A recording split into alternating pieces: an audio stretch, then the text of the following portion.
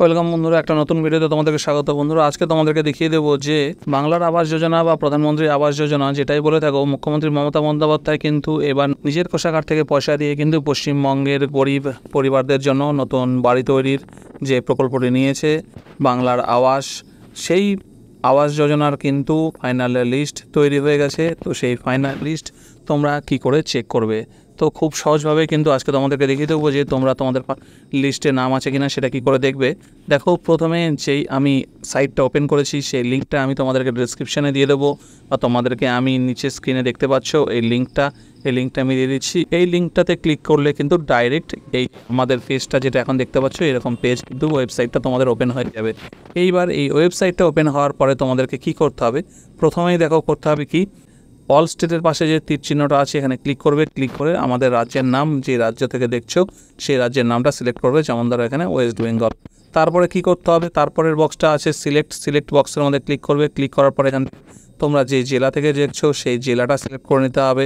ধরো আমি এখান থেকে এটা সিলেক্ট করে নিলাম, ঠিক আছে, উত্তর দিনাজপুর আমি এটা র্যান্ডামই সিলেক্ট করলাম, ঠিক আছে।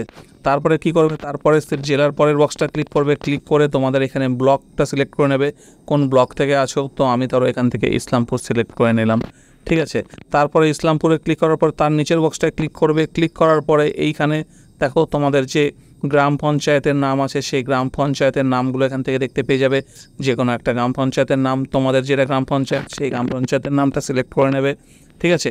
আমি এখানে প্রত্যেকটাই র্যান্ডম করছি, কিন্তু তোমরা তোমাদের যে নিজস্ব ব্লক, পঞ্চায়েত, গ্রাম পঞ্চায়েত সেগুলো কিন্তু সিলেক্ট করবে। তারপরে তার নিচের বক্সে আসি। তার নিচের বক্সে এসে কিন্তু এটা মাথায় রাখতে হবে, এখানে কিন্তু আমরা 2022-23টা সিলেক্ট করব, এখানে 23-24 বা 24-25 করবো না, কারণ এখানে কিন্তু 2022-23এরটাই কিন্তু এখানে দেওয়া হচ্ছে, তাই 2022-23এরটাই এখানে শো করবে। তো 2022-23 আমরা এখানে সিলেক্ট করলাম। তারপরের বক্সটা ক্লিক করব। ক্লিক করে কিন্তু প্রথমেই যে অপশানটা আছে প্রধানমন্ত্রী আবাস যোজনা গ্রামীণ, এইটাই আমরা সিলেক্ট করব, বাকি নিচে কোথাও যাওয়ার কোনো প্রয়োজন নেই, ঠিক আছে। এবার আমরা এগুলো সব সিলেক্ট করা হয়ে গেছে।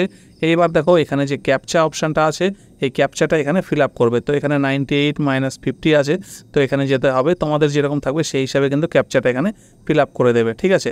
তো আমি এখানে ধরো ফিল আপ করে দিচ্ছি, ফিল আপ করে দিলাম। ফিল আপ করে দেওয়ার পরে নিচে যে সাবমিট আছে এই সাবমিটের মধ্যে ক্লিক করব। সাবমিটে ক্লিক করলে কিন্তু আবার একটু উপরে তুলে নিচ্ছি, তুলে নিলে কিন্তু দেখো এখানে চলে এসছে ডাউনলোড এক্সেল, ডাউনলোড পিডিএফ, ঠিক আছে।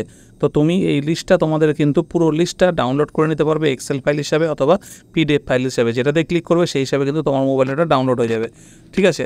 তাছাড়াও কিন্তু তুমি এইভাবে তুলে নিয়ে কিন্তু নিজেরা এইভাবে নামগুলো কিন্তু তোমরা দেখে নিতে পারবে, ঠিক আছে। ডান দিক বাঁ দিক টেনে কিন্তু এখানে দেখে নেওয়া যাবে যে কারা কারা কিন্তু আবাস যোজনায় কাদের কাদের নাম এসেছে, ঠিক আছে। তো এগুলো কিন্তু তোমরা এখান থেকে জেনে নিতে পারবে। বেনিফিশিয়ারির নাম আছে কি, বেনিফিশিয়ারি কী নাম আছে, স্পাউসের কী নাম আছে, রেজিস্ট্রেশন নাম্বার কত সেগুলো কিন্তু দেখে নিতে পারবে, ফিনান্সিয়াল ইয়ার কী আছে, ঠিক আছে। এগুলো কিন্তু সব তোমরা এখান থেকে দেখে নিতে পারবে।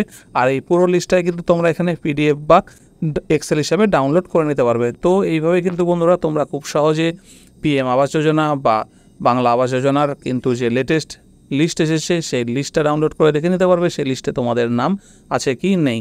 তো আশা করি ভিডিওটি তোমাদের ভালো লেগেছে। যদি ভিডিওটি ভালো লাগে ভিডিওটিকে একটি লাইক করো, এবং এরকম ভালো ভালো ইনফরমেটিভ ভিডিও দেখার জন্য চ্যানেলটিকে সাবস্ক্রাইব করে নিও, যাতে তোমরা ভালো ভালো ভিডিও ভবিষ্যতে দেখতে